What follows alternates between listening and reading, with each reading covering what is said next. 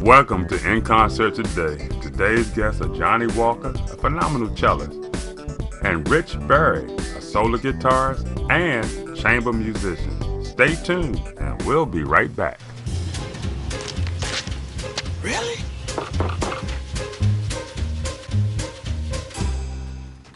Buzz, what's up, man? You left some leaves burning out here. Yeah, I just came in just for a second. Come on, man. If it's too hot to touch, it's too hot to leave. You could torch the whole neighborhood. It's a good point there, Smokey.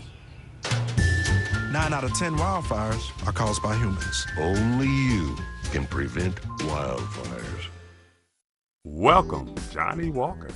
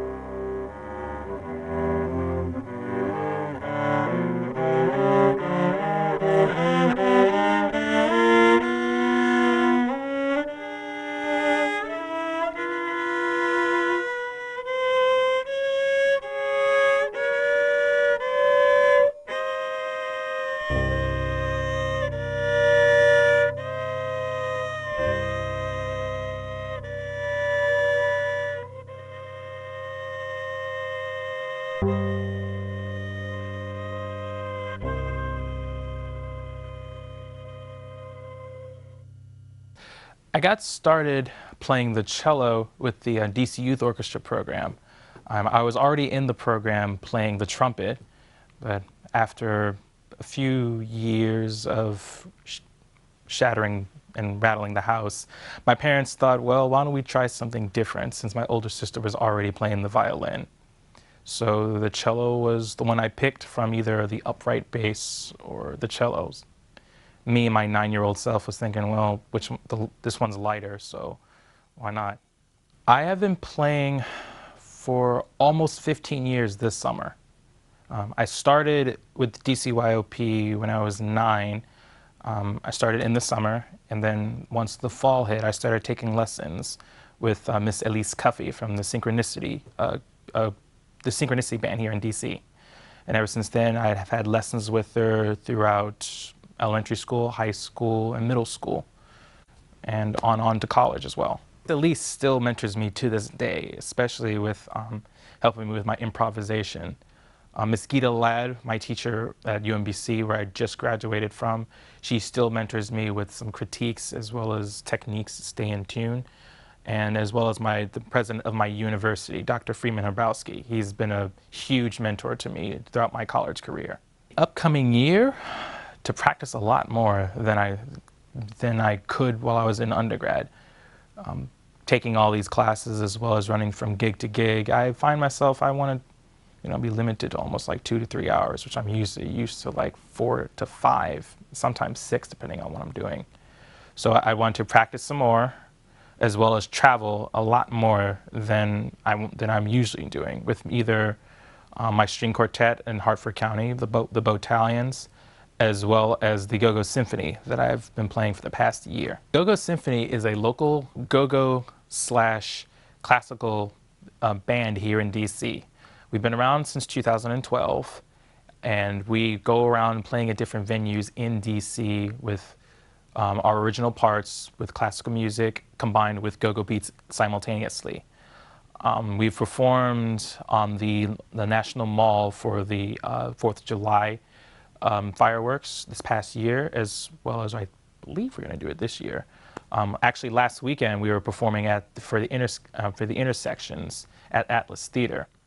I am reachable on Facebook, Instagram, Twitter, as well as through my business card. My email address is johnnywalkerjr21@gmail.com. Or also you could access my quartet string website at www.thebowtallion.com. Bowtallion spelled BOWTALLION.com.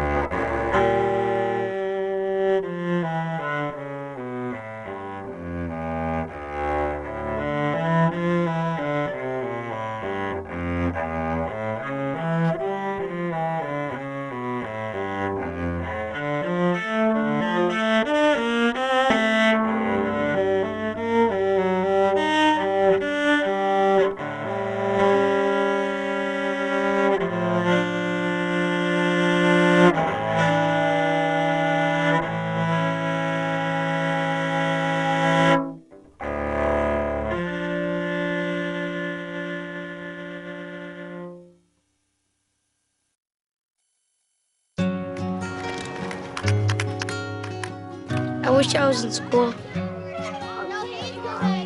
only I had a math test today. I'll stay after class. I'll clean the chalkboard. I wish I was in school. School ends, but free lunches for your kids don't have to. Find your local food bank at feedingamerica.org/summer meals for help. Welcome, Rich Berry.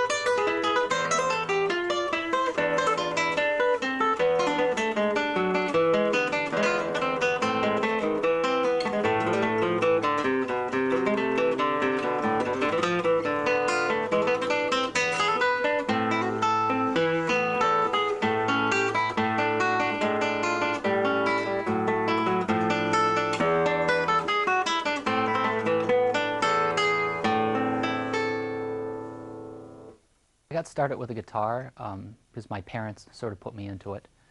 They wanted me to choose an instrument.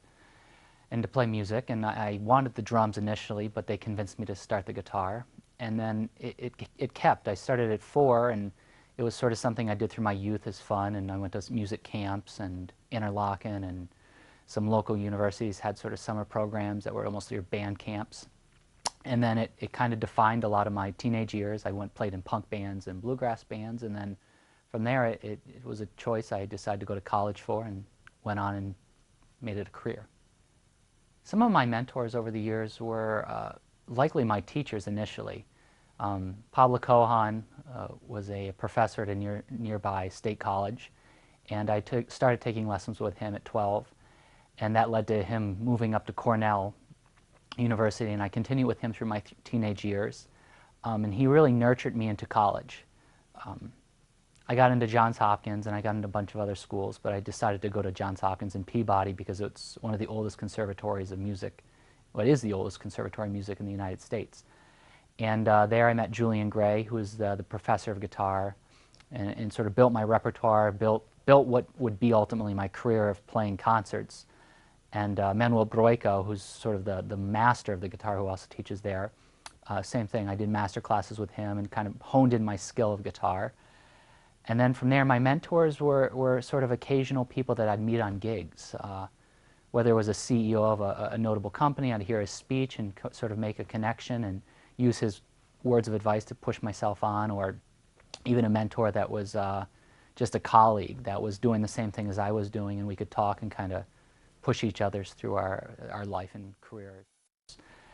Make a website. It's a little old, and everyone has Facebook this day and age and Instagram, but a website is sometimes the core of everything that is online. And then once you've made it, build it. Build it off your experiences, and every time you do something or you have some achievement, put it on the website and make it known, and constantly be building and use what you've built to build more. Start shaping all the stuff you put together towards a direction, but often it takes a lot of events, and it takes a lot of sort of experience to even realize what that might be in the future. My career goals and my musical goals are sort of one and one, and looking for it for the next 6 months to a year, I want to continue on the trajectory I'm on right now. A couple weeks ago I went to Tokyo for a gig in Japan, and before that was a pretty notable one in New York City.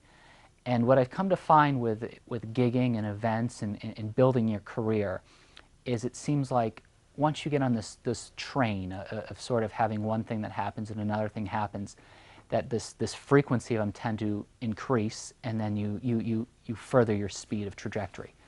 And my biggest goal is to continue that trajectory speed. So every event I do, or every time there's something that's notable in my career, is to almost take all the nectar out of what that was to further build my career. Social media today is essential. You really, if you don't have it, I almost feel that you couldn't get by. It's nice to have an organic approach to building things, the old handshake method, and building relationships, which are incredibly important. But today, to find those connections, to find those relationships, social media is the key. I use social media as a start. You build a profile. You put sort of the description of what you are, and then it should ultimately be a reflection of what your real life is. Whether it's this interview, or whether it's a notable concert you play, or a notable experience, not just posting it is enough anymore. How you post it and shape what the post is often will shape how people perceive what that post is. People can get in touch with me a lot of ways, which is, I think, again, the key to building a career as an artist. There's the website, which can be found if you simply Google the word guitarist. It sounds a little crazy, but if you go to the Google search engine and just type in guitarist, my site will often be #1 or #2. You can go to Facebook, Rich Berry, and you can see the fan page on there, which is a little bit of a silo. I should update it more. But I've kind of transferred over to Instagram because it seems like the newer, trendier way, quicker way to post what's happening. And that's, again, Instagram, who is Rich Berry, WHOIS, Rich Berry, BARRY.